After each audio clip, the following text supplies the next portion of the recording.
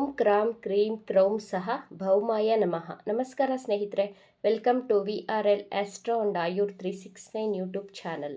ಜೀವನದಲ್ಲಿ ನೀವು ಗುಲಾಬಿ ಹೂಗಳಾಗಬೇಕೆಂದು ಬಯಸಿದರೆ ಮುಳ್ಳುಗಳ ನಡುವೆ ಬಾಳುವುದನ್ನು ರೂಢಿಸಿಕೊಳ್ಳಬೇಕು. ಕಷ್ಟಪಡದೆ ಯಾವುದೂ ಸುಲಭವಾಗಿ ದಕ್ಕುವುದಿಲ್ಲ. ವೃಶ್ಚಿಕ ರಾಶಿಯವರಿಗೆ ಗುರುಗ್ರಹದ ಮಹಾಪರಿವರ್ತನೆಯ ಫಲಗಳ ಬಗ್ಗೆ ಈ ವಿಡಿಯೋದಲ್ಲಿ ತಿಳಿಸಿಕೊಡಲಿದ್ದೇನೆ.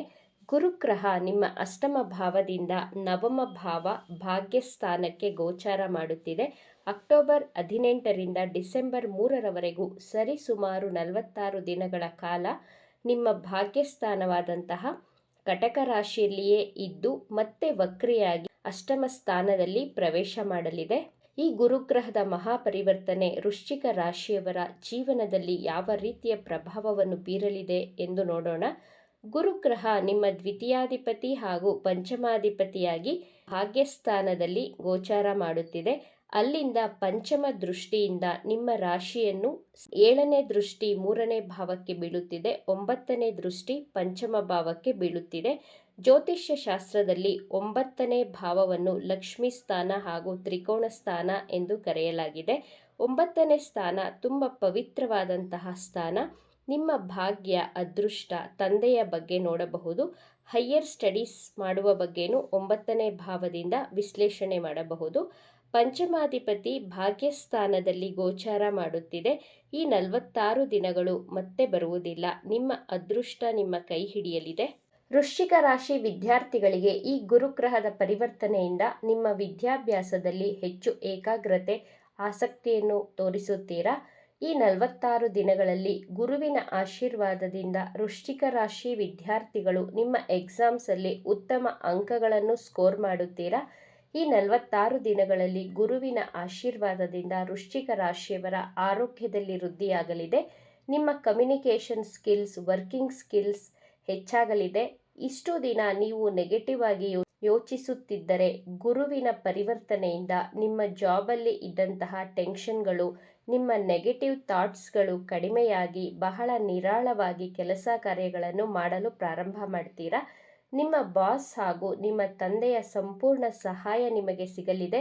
ನಿಮ್ಮ ಹಾಗೂ ನಿಮ್ಮ ತಂದೆಯ ನಡುವೆ ಬಾಂಧವ್ಯ ಸುಮಧುರವಾಗಲಿದೆ. ಲಾಂಗ್ ಟ್ರಾವೆಲ್ಗಳನ್ನು ಮಾಡುತ್ತೀರಾ. ಧಾರ್ಮಿಕ ಯಾತ್ರೆಗಳನ್ನು ಮಾಡಬಹುದು. ಗುರುವಿನ ದೇವಸ್ಥಾನಗಳಿಗೆ ಭೇಟಿ ನೀಡುತ್ತೀರಾ ಹಾಗೂ ನಿಮ್ಮ ಪ್ರೀತಿ ಪಾತ್ರರಾದಂತಹ ಗುರುಗಳನ್ನು ನೇರವಾಗಿ ಭೇಟಿಯಾಗುತ್ತೀರಾ. ಗುರುವಿನ ದೃಷ್ಟಿ ನಿಮ್ಮ 3ನೇ ಭಾವಕ್ಕೂ ಬೀಳುತ್ತಿದೆ.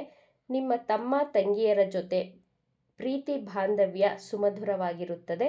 ಕಮ್ಯುನಿಕೇಷನ್ ಜಾಬ್ ಮಾಡುತ್ತಿರುವವರಿಗೆ ನಿಮ್ಮ ಡಾಕ್ಯುಮೆಂಟೇಷನ್ ಅಲ್ಲಿ ಇದ್ದಂತಹ ಸಮಸ್ಯೆಗಳು ಪರಿಹಾರವಾಗಲಿದೆ. ಕನ್ಸಲ್ಟೇಷನ್, ಸಾಮಾಜಿಕ ಕಾರ್ಯ, NGOಗಳಲ್ಲಿ ಕೆಲಸ ಮಾಡುವವರಿಗೆ good time. Transport, travelling business ಮಾಡುತ್ತಿರುವವರಿಗೆ, ಆನ್ಲೈನಲ್ಲಿ ಜಾಬ್ ಮಾಡುತ್ತಿರುವವರಿಗೆ ಗುರುಗ್ರಹ ಹೆಚ್ಚಿನ ಧನಲಾಭವನ್ನು ಕೊಡಲಿದೆ. ಜಿಮ್, ಯೋಗ ಸೆಂಟರ್ ನಡೆಸುತ್ತಿರುವವರಿಗೂ ಗುಡ್ ಟೈಮ್. ಗುರುವಿನ ದೃಷ್ಟಿ ನಿಮ್ಮ 5ನೇ ಭಾವಕ್ಕೆ ಬೀಳುತ್ತಿದೆ. ನಿಮ್ಮ ಪಂಚಮ ಸ್ಥಾನದಲ್ಲಿ ಶನಿಗ್ರಹ ಸ್ಥಿತವಾಗಿದೆ.